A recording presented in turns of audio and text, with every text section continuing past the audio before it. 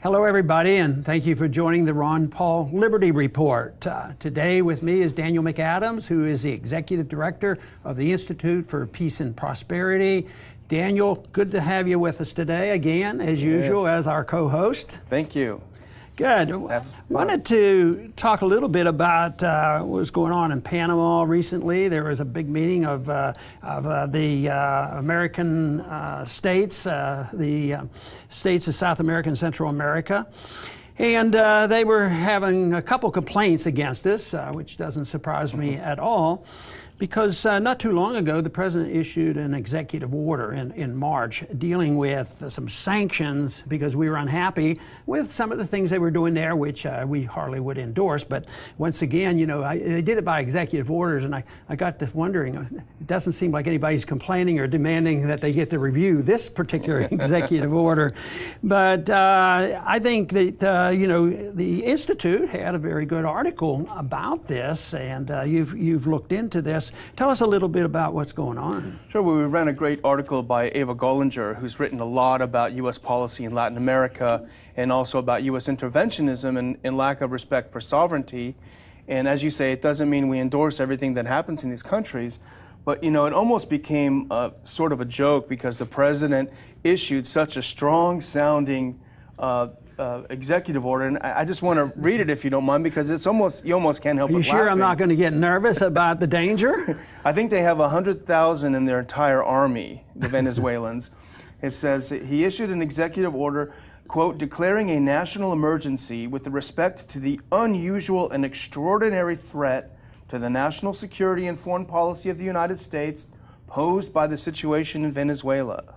You know, what's interesting, somebody in the administration was asked by media about, you know, is it really that bad? And they say, oh, no, it's not really that bad. Yeah. But we have to use that language because legally, if we say this, the Congress says you can put on sanctions on various individuals and companies if you justify it by saying this. So they themselves admitted that we don't have to worry. So people don't worry, the Venezuelans aren't going to invade. Besides, I think we do a little bit of trade with Venezuela. We buy some oil and they like to buy our goods and services. I wonder why we do this to ourselves. We're the #1 trading partner of Venezuela. So it's a hugely important market for them and for us.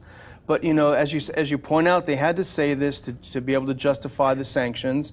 And what the U.S. was so upset about, they say, was that there was some, the U.S. claims there are some human rights abuses inside of Venezuela. That may well be true, but as you often point out, we don't have a perfectly clean record when it comes to that either. No, and I'm no fan of sanctions for sure. I think sanctions in a war, you know, that's the first thing you do. You should blockade and keep, you know, important substances getting into the country that you have declared war against. But this is a lot different. I mean, this is sort of tokenism, but so often it backfires on us. There's blowback on it, unintended consequences. We end up suffering more than they do. And so I'm not too happy with this. But, you know, this whole idea about sanctions, we had a new candidate, Republican candidate, just entered the race recently, and he talks about sanctions, and that's the senator from Florida. And one thing that Mr. Rubio mentioned was that it's time for a new generation to come forth and lead the charge. He's 43 years old. And I thought, oh, that's great. They claim I have an appeal to young people. He must be part of the new generation, and he condemns others in the campaign as being old-fashioned and older, and it's time to have this new generation. But it looks like he's latched on to an old idea. It's been 50 years that we've had sanctions on Cuba. It has done essentially no good whatsoever, and it's done harm by really solidifying the power of the Castros. And as you pointed out when we started, there was a historic meeting in Panama. The U.S. was criticized for this silly move on Venezuela, but for the first time in 50 years, a U.S. president sat down with the leader of Cuba. They shook hands. They discussed ways to improve their relations, something that we didn't think we'd be seeing. But what really bugs me, though, is the flip-flopping and the inconsistency. So we have a president that has done two things that we sympathize with. You know, opening up the door to talks with Cuba and also Iran. Yes. And yet he gets condemned by the neoconservatives for that.